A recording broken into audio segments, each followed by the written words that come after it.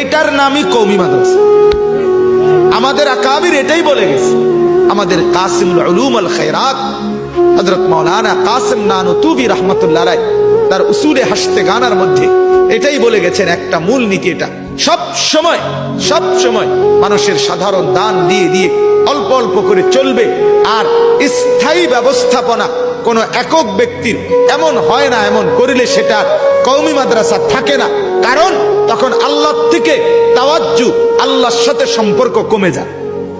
এই যে দিল ভাঙ্গা, যে 10 বস্তা চাল বাকি, সিমেন্টের টাকা বাকি, রডের টাকা বাকি, বিল্ডিং এর কাজ বাকি, ছাত্রদের নামাজের জায়গা দিতে পারতেছে না, এই টেনশন, এই কারণে সর্বদাই দিল ভাঙ্গা থাকে, সারাক্ষণ আল্লাহর দিকে তাকাইয়েই থাকে। এটাই কওমি মাদ্রাসা, এটাই কওমি মাদ্রাসার বৈশিষ্ট্য। আজকে 156 বছর 1866 সনের প্রতিষ্ঠিত দারুল উলুম দেওবন্দ মাদ্রাসা